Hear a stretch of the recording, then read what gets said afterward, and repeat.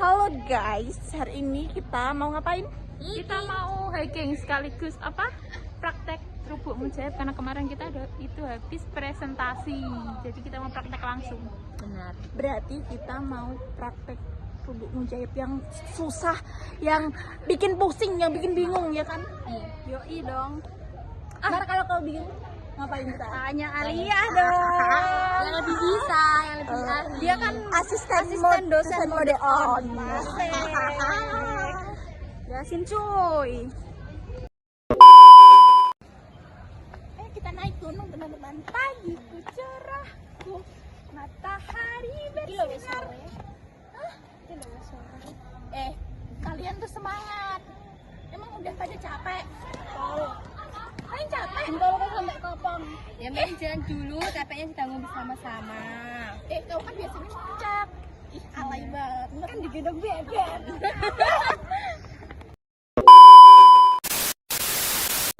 Ada suara azan tuh, udah zuhur nih. Iya, kalian nggak pada sholat zuhur. Tapi kita nggak tahu ya arah kiblat di mana, utara gimana. Tapi kan, Baterai kita lowbat lagi. tapi aku kan ini bawa rubuk mujaib, kita juga bisa ngukur arah kiblat pakai rubuk mujaib yang dijelaskan kemarin. Kan kemarin kita udah presentasi, sekarang kita praktek aja sama kayak ini. Ya, ide bagus.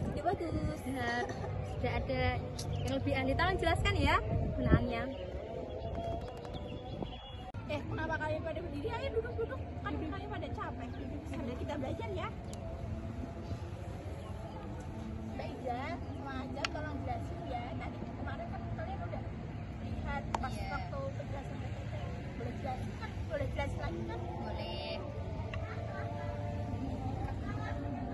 Oke, saya akan menjelaskan komponen-komponen yang ada di dalam rubuk mujaib. Pertama itu ada al-markas. Al-markas yang bisa dilihat ini, lubang tempat keluarnya benang itu disebut dengan al-markas. Terus ini garis tengah lingkaran dari sini sampai sini itu disebut dengan kos irtifa. Nah, ini disebut kos awal dan ini kos akhir. Nah, kos irtifa itu mempunyai 90 darjah. Nah, 90 darjah itu dibagi menjadi 18 kotak. Di satu kotak itu ada 1 darjah. Terus yang kedua itu ada jaib tamam. Jaib tamam itu dari al-markas ke kos awal itu disebut dengan jaib tamam. Nah, jaib tamam itu mempunyai 60 darjah. 60 darjah dibagi lagi menjadi 12 kotak. Terus jaib sitini. Sitini itu dari al-markas ke kos kos akhir itu mempunyai 60 darjah setiap dan dibagi lagi menjadi 12 kotak, sama seperti jaib tamam. Terus ini ada garis setengah lingkaran yang melengkung ini. Nah, garis yang melengkung dari al-markas ke kos awal itu disebut dengan daerah tajis awal. Terus garis yang melengkung dari al-markas ke kos akhir itu disebut dengan daerah tajis sani. Terus yang terakhir itu ada namanya juyub mabsutoh. Nah, juyub mabsutoh itu ini dari sitini ke kos akhir. Nah, juyub mabsutoh itu bisa dilihat ada garis-garis keluar dari sitini. Nah, yang garis-garis keluar itu disebut dengan juyub mabsutoh. Terus ada juyub makusa. Juyub makusa itu dari al-markas ke kos awal. Nah, juyub makusa itu garis-garis yang keluar dari jaib tamam. Nah, garis-garis kecil-kecil ini yang keluar dari jaib tamam itu disebut dengan juyub makusa. Untuk selanjutnya ada ini lingkaran hitam ini namanya dairatul mil. Terus yang garis mau lurus tapi lumayan agak melengkung ini namanya kaus asar awal dan kaus asar sani. Terus ada juga titik-titik ini namanya qaimatudil mabsut dan qaimatudil mankus. Qaimatudil mabsut itu ada dua, qaimatudil mabsut bil aqdam dan bil aswabi. Terus yang qaimatudil mankus itu juga ada dua, qaimatudil mankus bil aqdam dan qaimatudil mankus bil aswabi. Ada juga yang ini untuk mendapatkan dayangan matahari namanya al-hadfah. Terus benang panjangnya ini disebut al-khot. Terus yang benang kecilnya disebut al-muri thani dan al-muri awal dan thani.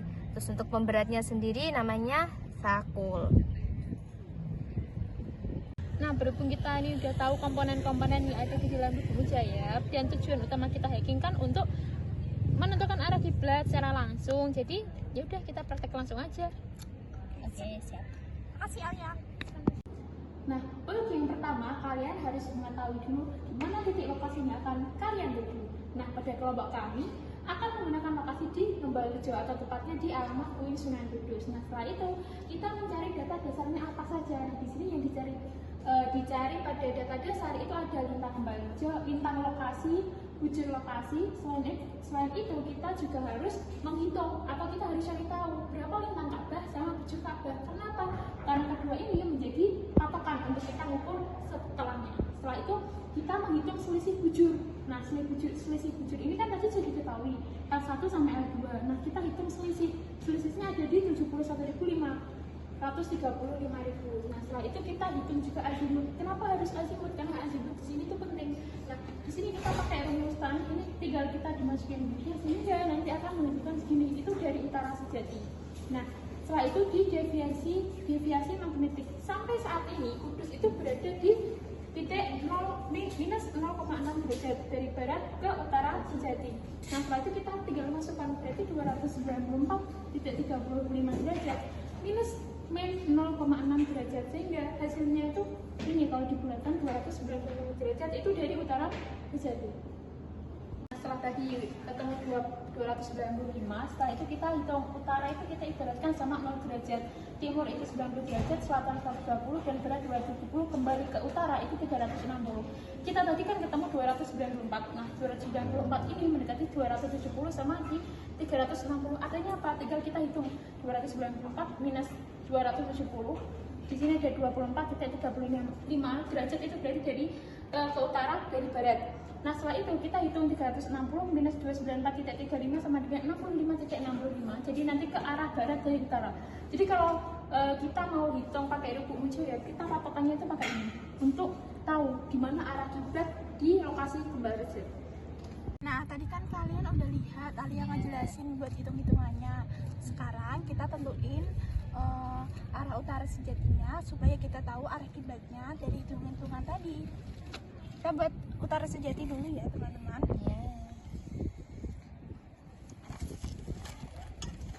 Buatnya gampang banget, cuma garis gini. Dan kita cuma butuh bayangan dari matahari. Nah, setelah melihat utara sejati, Kita tempelin rubuk mujayyabnya pada kertas yang telah di garis tadi. Nah, tadi setelah kita mendapat perhitungan, ternyata itu dari utara ke utara dari barat, berarti dari barat ke utara itu 24,35. Sedangkan kalau dari utara ke barat itu 65,65. Nah, ini tinggal kita cari di angka berapa? 24. Nah, 24 itu berada di sini. Nah, dan juga di 65 itu di sini. Nah, jadi setelah ini kita dapat tarik garisnya atau kita kasih penandanya di sini. Nah, ini sebagai penanda. Nah, setelah kita dapat titiknya tadi, tinggal kita tarik. Nah, jadi disinilah arah kiblat di lokasi Ngembalrejo atau tepatnya di UIN Sunan Kudus. Nah, berarti gini cara nentuin arah kiblat. gampang juga ya kalau kita udah tahu lokasinya sama Utara Sejati. Gampang kalau kita itu mudah pakai Rubuk Mejayap. Oh gitu. Aku tadi kemarin aku lihat di PPT kayaknya susah banget. Kan kalian lihatnya di PPT, kalian nggak praktek secara langsung. Kalau kalian praktek secara langsung, kalian kan tahu oh ini ternyata gini, jadi kalian tuh gampang paham daripada PPT 15 slide kemarin. Oh ya udah, yuk sekarang kita sholat. Ya.